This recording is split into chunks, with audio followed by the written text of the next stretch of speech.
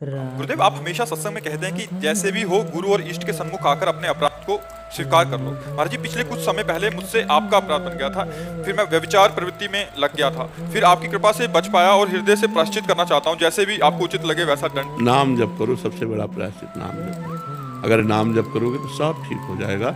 आगे से हमसे कोई गलती ना बने। हम क्यों गलती करें? हम मतलब जैसे किसी संत को जानना है तो बिना संत हुए थोड़ी जान सकते हो। बाहरी व्यवहार से क्या जान सकते हो? तो हम किसी संत की समीक्षा ना करें, उसको हम उनको मानसिक प्रणाम करें, अपना कल्याण कर लें, अपनी बात बना लें। जैसे संत अपराध बन जाता है, हमने आपसे कहा कि आपको ये नहीं करना, आप वो कर दे तो अपराध बन गया, अवज्ञा रूपी अपराध बन गया। अब वो आपके भजन में बाधा पहुंचाएगा। इसीलिए संत जब आदेश उपदेश करे तो बहुत ध्यान से सुने और उनकी आज्ञा का पालन करे। तो नाम जप करो, नाम जप करो, आगे से वो गलती होने ना पावे, ऐसी सावधानी रखो। ठीक है? शिक्षा के बाद हुआ था तो अब माफ हो जाएगा। हाँ, जब आप नाम जप करोगे, मंत्र जप करोगे, हृदय जलेगा, वो अपने आप शांति हो। और माफ करने वाली तो लाडली जो है ठाकुर जी है, अपने लोग तो सब उन्हीं की शरण में है। महाराज जी, मन में अनुरूप योजनाओं का क्रियान्वयन ना होने पाने के कारण मन बहुत विचलित व खिन्न हो जाता है। ऐसी परिस्थिति में कैसे उसे वश में करके भगवत चिंतन में लगाएं? जब तक भगवान को अपना नहीं माना जाता और भगवान में महत्व बुद्धि नहीं होती, तब तक इस मनोराज्य, जिसे आप कह रहे हैं, इसे मनोराज्य कहते हैं, ये मन कल्पना करता रहता है। ऐसा हो जाए, ऐसा हो जाए, फिर ऐसा हो जाएगा, हम ऐसे सुखी हो जाएंगे, फिर हमें ये मिल जाएगा। इस तरह की जो मनोराज्य वृत्तियां हैं, ये नाम जप से काटी जाती हैं। हम नाम जप का एक तार निरंतर ऐसा अभ्यास करें कि इसको संकल्प विकल्प बनाने का अवसर न मिले। अब रही अनुकूलता और प्रतिकूलता की बात, वो हमारे जीवन में आएगी, उसे काट नहीं सकते, क्योंकि शरीर की रचना पाप और पुण्य, शुभ और अशुभ कर्म से हुई है। तो इसके परिणाम में कभी शुभ कर्म का परिणाम सुख अनुकूलता आएगी, कभी अशुभ कर्म का परिणाम दुख और प्रतिकूलता आएगी। नाम जापक दुख और सुख को समान भाव से सहे। सुख दुखे समय कृत्वा लाभा लाभो जया जयो। जो लाभ और हानि में, जय और पराजय में, सुख और दुख में समान रखे, वो है भगवान का चिंतन, वो है भगवान का नाम, वो है भगवत आराधना। अगर अध्यात्म बल नहीं है तो सारा संसार सुख दुख में पिस रहा है। कभी सुख है तो नाच रहा है, कभी दुख है तो बैठे रो रहा है। लेकिन एक आध्यात्मिक व्यक्ति के जीवन को देखा जाए, वो सुख में फूलेगा नहीं और दुख में भूलेगा नहीं।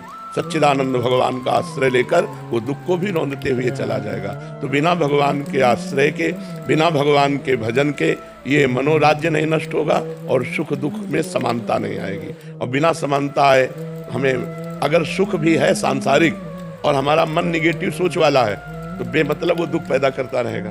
और अगर सांसारिक सुख की कमी भी है, हमारा मन पॉजिटिव है, तो बहुत आनंद मिलेगा। तो मन को पॉजिटिव बनाने के लिए हमें भगवान का आश्रय और भगवान का भजन अत्यंत आवश्यक है। इसके बिना हम दुखों से निवृत्त नहीं हो सकते।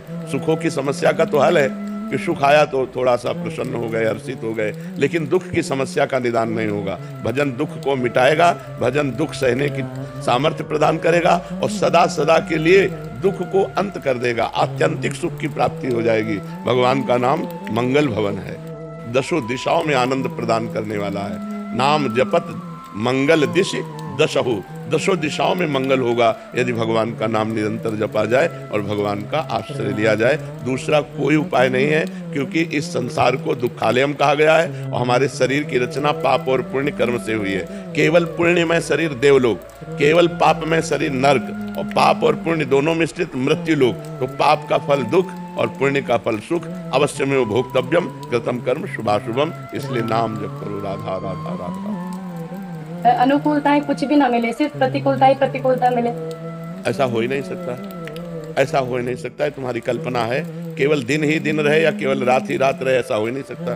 दिन आएगा तो रात आएगी, रात आएगा तो दिन आएगा, ऐसा हो ही नहीं सकता किसी के भी जीवन में कि उसके जीवन में केवल प्रतिकूलता ही हो। ऐसा हो ही नहीं सकता, क्योंकि रचना ही शरीर की हुई है शुभ और अशुभ कर्म से, तो उसको सुख आएगा। पर हम कह रहे हैं सुख में भी अगर निगेटिव भाव है, नकारात्मक सोच है, तो अनुभव नहीं कर पाएगा सुख का।